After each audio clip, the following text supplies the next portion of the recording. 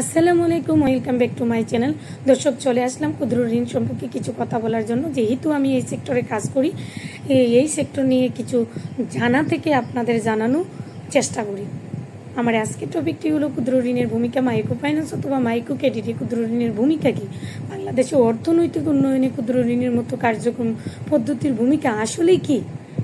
এই যে এত এত ব্যাংকের ছাতার মতো ছড়িয়ে ছিটিয়ে এনজিও আছে, তাদের কাজ কি, তারা কি উন্নয়ন ঘটায়, বাংলাদেশে অর্থনৈতিক উন্নয়নে ক্ষুদ্র ঋণের ভূমিকা কি? অত্যন্ত গুরুত্বপূর্ণ। দরিদ্রতা আর বৈশ্বিক উন্নয়ন ঘটানোর জন্য ক্ষুদ্র ঋণের ভূমিকা এবং তাদের উন্নয়নের জন্য যে রুল মডেল করেন অর্থনীতিবিদরা, সেটাই আজকে আমার আলোচনা। কিন্তু আমরা যে উন্নয়ন করি বা উন্নয়ন করতেছি, কোনোটাই বাংলাদেশের উদ্ভাবিত ক্ষুদ্র ঋণের মতো কার্যকর হয়নি এবং কিছু বিশ্বে বেশিরভাগ গ্রহণযোগ্যতা বা স্বীকৃতি অর্জন করতে পারেনি, বিশেষ করে ক্ষুদ্র ঋণ যেরকমভাবে পেরেছে। আমরা অনেকগুলো সিস্টেম বা প্রজেক্ট বা কি নিয়ে কাজ করি, কিন্তু ক্ষুদ্র ঋণ যে প্রোটোকলে বা যে সিস্টেমে কাজ করতেছে বা গ্রামীণ অর্থনীতিকে ডেভেলপ করছে, অন্য কোনো সেক্টর সেভাবে করতে পারেনি। বিশেষ করে 2006 সালের পরে আমরা বুঝতে পারছি, ডক্টর ইউনূস যখন গ্রামীণ ব্যাংক অথবা ক্ষুদ্র ঋণের কার্যক্রমের কারণে শান্তিতে নোবেল বিজয়ী হন, তখন গিয়ে আমরা বুঝতে পারি যে ক্ষুদ্র ঋণটা যে বাংলা বা বিশ্বের মধ্যে 1 নম্বর জায়গাতে আছে। দর্শক, ক্ষুদ্র ঋণের ভূমিকা বলতে আমরা বুঝি গ্রামীণ অর্থনীতিকে আপনি যখন একটা পূর্ণাঙ্গ রূপ দিয়ে শহরমুখী জীবনযাপনের প্রসেসিং করা বা তাদের জীবনমানের উন্নয়ন ঘটানো, সেটা কি আমরা রোল মডেল হিসেবে মনে করি। ক্ষুদ্র ঋণ এমন একটা সেক্টর যেখানে আমরা অত দরিদ্র থেকে উঠে আসে একটা উন্নয়ন জীবনমান উপভোগ করতে পারি।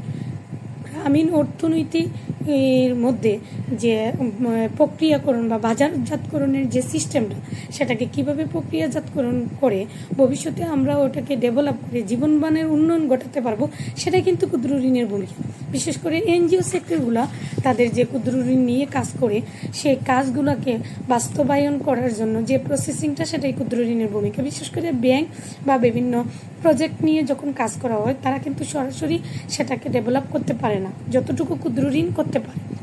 ক্ষুদ্র ঋণের ভূমিকার ক্ষেত্রে অত দরিদ্র বা দরিদ্র সীমার নিচে বসবাসকারী মানুষের জীবনমান উন্নয়নের জন্য যে রুল মডেল বা নকশা করা হয়, সেটাই কিন্তু ক্ষুদ্র ঋণের মধ্যে সন্নিহিত থাকে।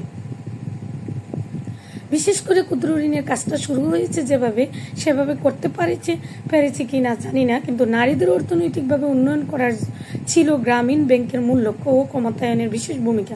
গ্রামের মহিলাদেরকে তৃণমূল পর্যায়ে এবং দরিদ্র সীমার নিচে বসবাস করার পরিবারগুলোকে তাদের অর্থনৈতিক জীবনমান উন্নয়নের যে গুরুত্বপূর্ণ ভূমিকা পালন করে, যা দেশের দরিদ্র সূচক কমিয়ে আনার উল্লেখযোগ্য ভূমিকা রেখেছে।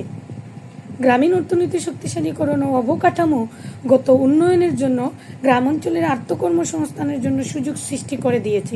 গ্রামীণ অর্থনীতি মজবুত করার জন্য এবং তাদের উৎপাদিত পণ্য বাজারজাতকরণের যে প্রসেসিংটা, সেটা কিন্তু ক্ষুদ্র ঋণের মাধ্যমেই সম্ভব হয়েছিল বলে আমরা মনে করি।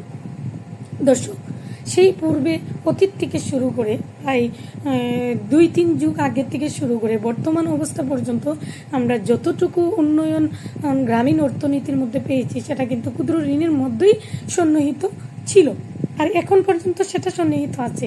দর্শক, ক্ষুদ্র ঋণের ভূমিকা গ্রামীণ অর্থনীতিতে ওতপ্রোতভাবে জড়িত।